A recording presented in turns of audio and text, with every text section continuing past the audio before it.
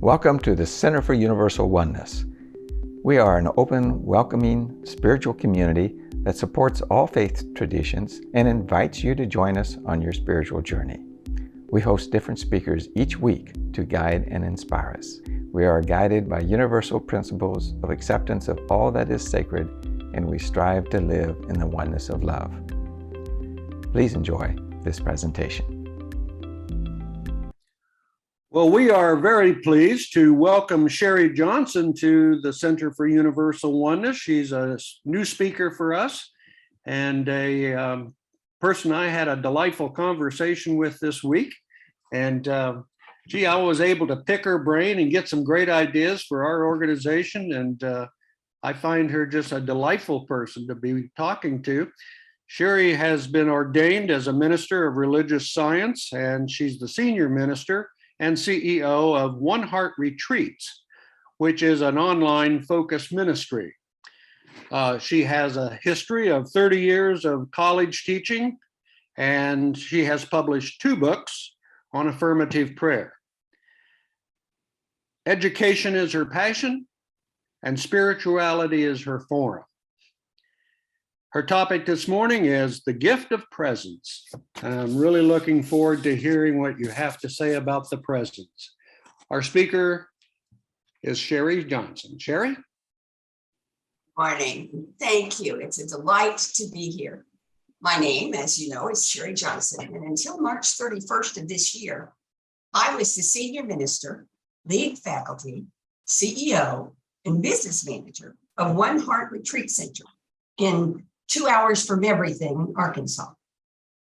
My talk today, The Gifts of Presence, is about the survival technique, the spiritual practice that makes it possible for me to be all of that and to consciously evolve into the next phase of my life, which is One Heart Retreats as an online ministry.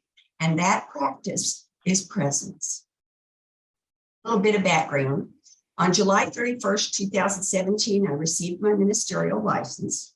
And on October 14th, 2017, my husband and I arrived at One Heart with a moving van, a rented trailer, 2 dogs, and a cat.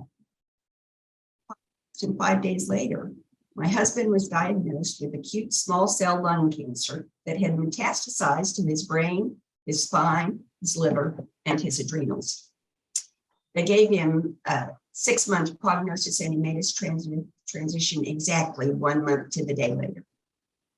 I should mention that while my previous career was as an academic, I taught computer science for 35 years, my husband spent 40 plus years in hotel management. It's the perfect partner in a retreat center. He was the business person and I was the God person. Then all of a sudden, I became the person. Gave a whole new meaning to the term on-the-job training. The first tactic was using Kris Kringle's advice to the Frost King in the story of Santa Claus. Put one foot in front of the other. Repeat, repeat, repeat. We had done a lot of planning, and I had a great board of trustees. So once the shock wore off, this tactic actually worked. That is, it worked for the business of One Heart, but it left me spiritually stranded and stumped.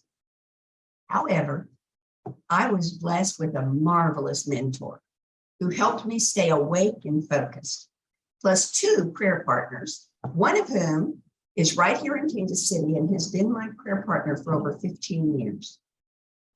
They were the beginning of my God squad, the folks who both model and support me in expressing and experiencing genuine presence. Over the past 5 years, that squad has grown to 5 prayer partners, a Power of 8 group, and an accountability partner. That's really cool, an accountability partner. Understand, please, that that 1 foot in front of the other thing has a couple of really important components. Staying focused, which is another word for present with a capital P, and the attitude of gratitude that makes that focus possible. First, I stayed really busy so I wouldn't notice how alone I was. But eventually that just stopped working. The advice I got from every quarter was make friends with the aloneness. Yeah, right. First, I had to just get used to the idea that I was actually dealing with physical isolation. I really did live in 2 hours from everything, Arkansas. Of course, that turned out to be a really great prep for COVID. Believe it or not, it also turned out to be both simple and relatively easy.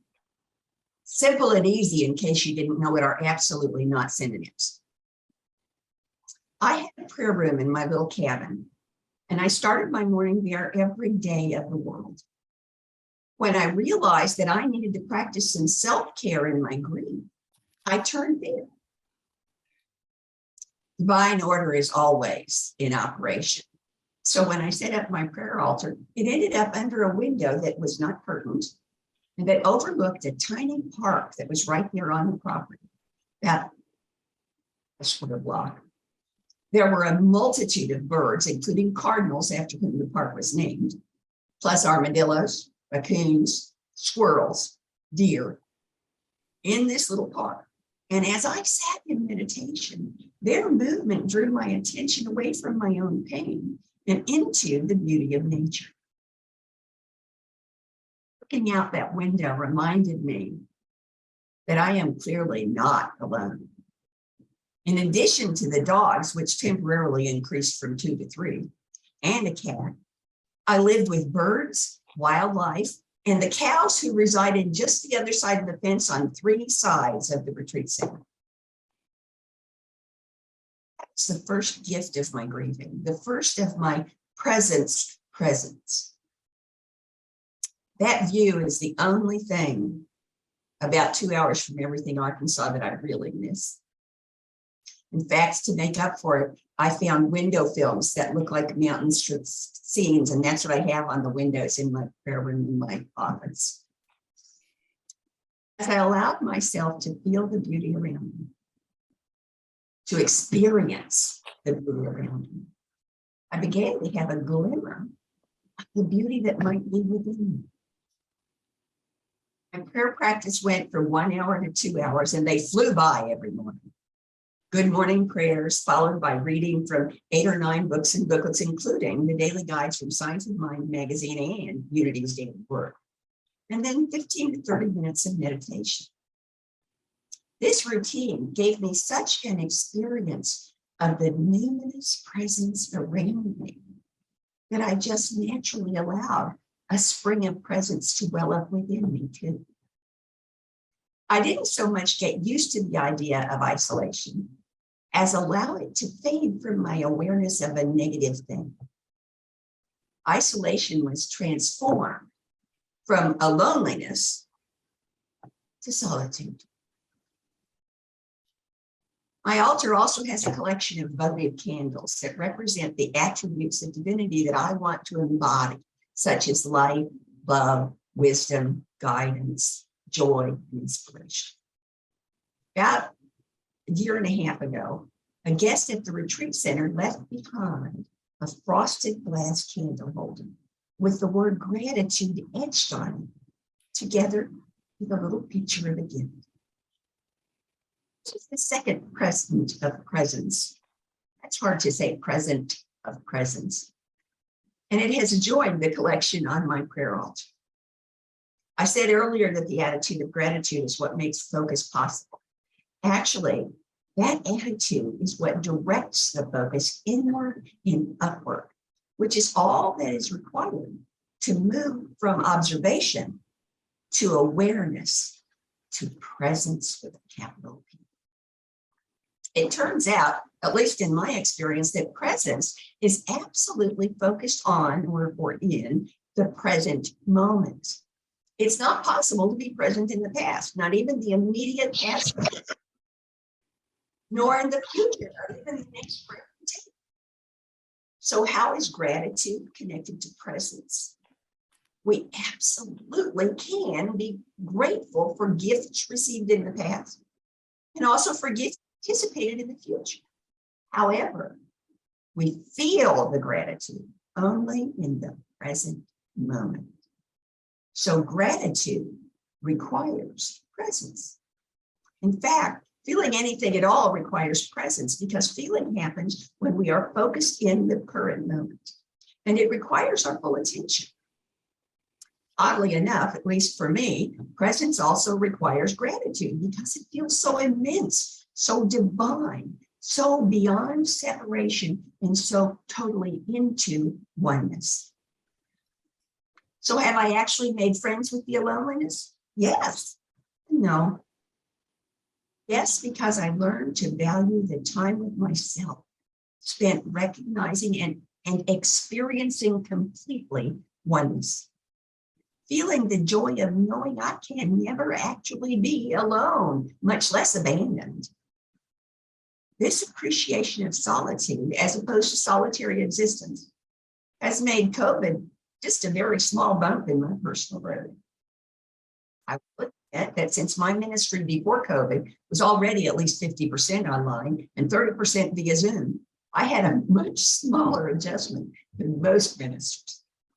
In fact, on January 23rd, 2021, which was my 71st birthday, I was ordained as a religious science minister online via Zoom.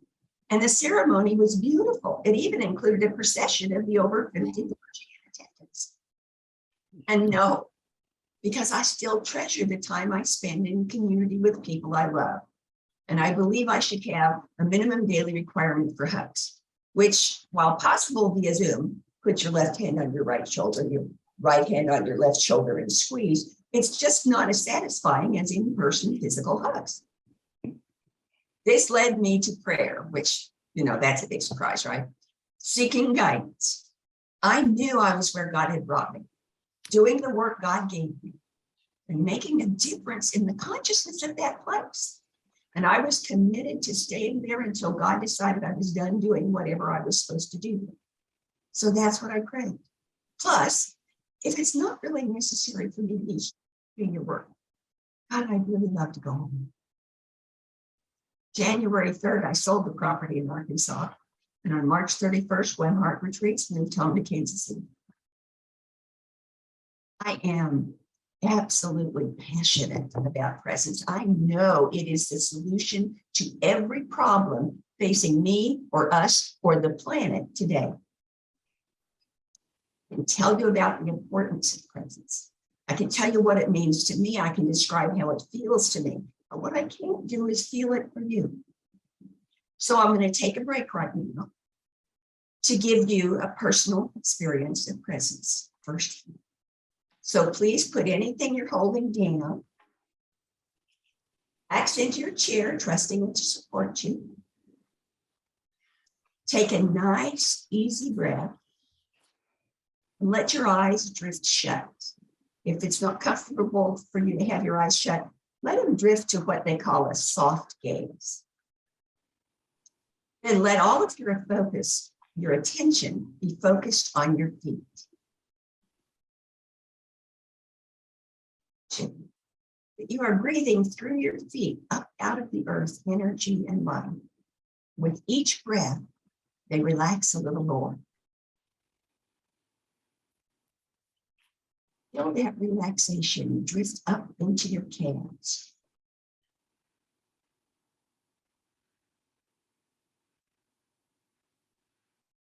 Hips.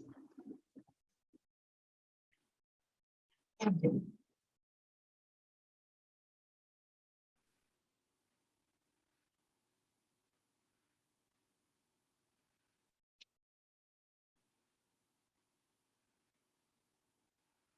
Shoulders.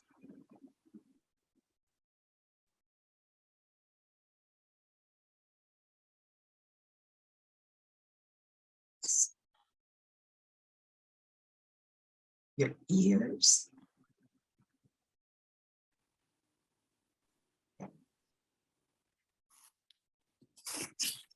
Now notice how relaxed your hands are.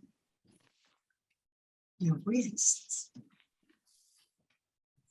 Your forearms.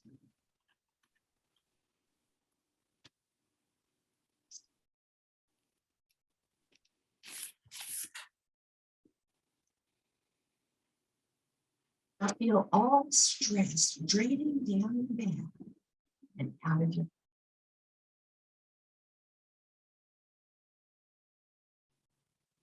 Let that lightness of being feel wonderful. All of your attention is now in your consciousness. There's no separation between any of us. We are all floating in the consciousness of oneness. There's no place where I stop and anyone else begins. No place where anyone stops at all. We are infinite. We are eternal. We are here now. We are one now.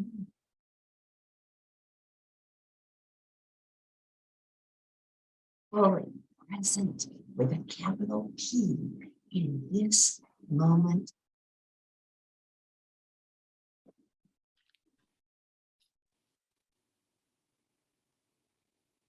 Just take a few more easy breaths and allow your attention to ease back into the room.